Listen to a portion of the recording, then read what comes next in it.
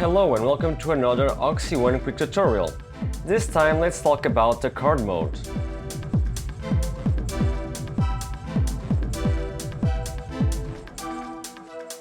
If you like our videos, please like and subscribe to OXI's YouTube channel. It will help us grow.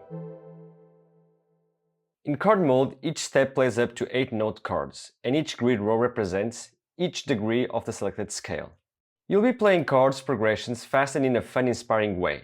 You can create simple triad progressions to more complex progressions with all kinds of tension, inversions, all related to the scale degrees. So it's also a learning playground if you aren't musically trained. Chord mode has 2 banks of chords, respectively A and B, as highlighted by the pad just below the foremost on the right. Bank A avoids more dissonant chords like augment, diminished and dominant chords that are more difficult to use to non-musically trained users. You will find all those chords in Bank B. Either way, experiment with both banks for fun and interesting results. The auto-voicing engine is turned on by default, which will assign the best possible voicings to every chord to get the least voice movement. Transposition is also available in chord mode. Just hold the respective sequencer button and press an empty pad lower or higher than the active one to transpose your whole chord progression.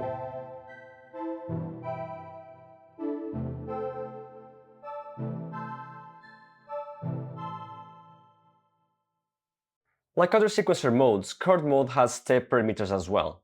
Just hold one or more pads at the same time, active or not, to see the parameters page and chord information. You can change velocity, octave, gate, and modulation amount by turning the respective encoder. You can change the modulation parameter on CC configuration if you wish to use something other than mod wheel. At the same time, there's a step chord menu, where you can change each step of the assigned chord. For that, press the step chord button to enable the chord menu. You'll see the button blinking. Now just press the desired step pad and you'll be able to change various parameters. First encoder sets the spread value, shown in the top left corner by the S letter. Spread repeat notes of the chord in higher octaves. The second encoder sets the chord type. Chords are ordered from less to more complex in terms of number of voices and tension. The third encoder sets the inversion or voicing. The options are no inversion, open first and second, and inversion first and second. Since version 4 of the firmware, you can now mute steps. Just hold mute and tap on the desired step or steps to mute. The step will now turn purple and playback is deactivated. Just repeat the same button combination to unmute.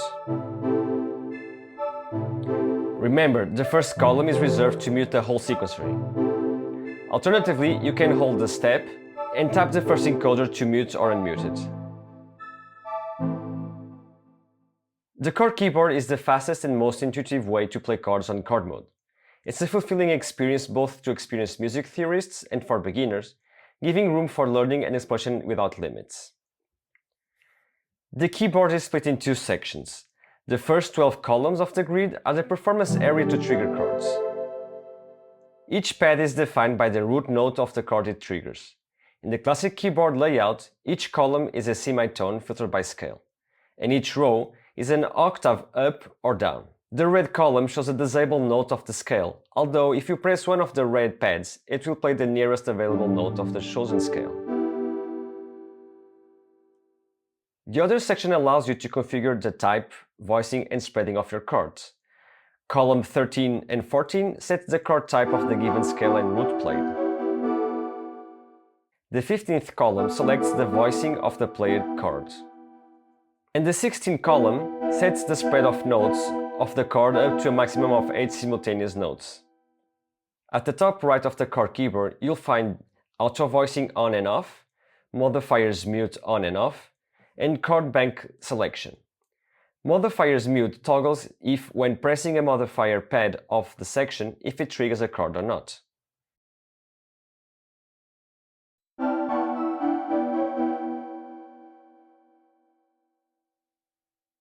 Chord mode has a cool and simple way to create sequences, using the pick and place method. Just press one chord you like on the keyboard, switch to the sequencer view and place it on the desired pad of the grid.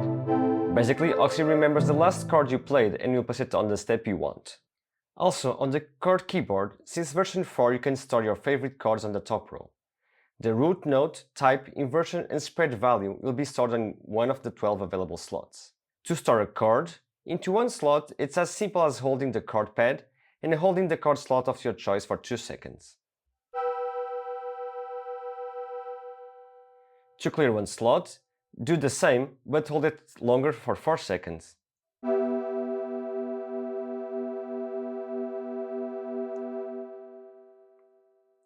User chords work like any other chord and can be arpeggiated and recorded. To access the global chord menu while on the keyboard view, hold the Step Chord button. The global menu will now be displayed on the screen. Here you have 4 parameters. Spread, which affects the sequence globally up to a max of 8 notes instead of one specific chord like in Step Chord menu. It will increase the voices of all chords depending on their position per step.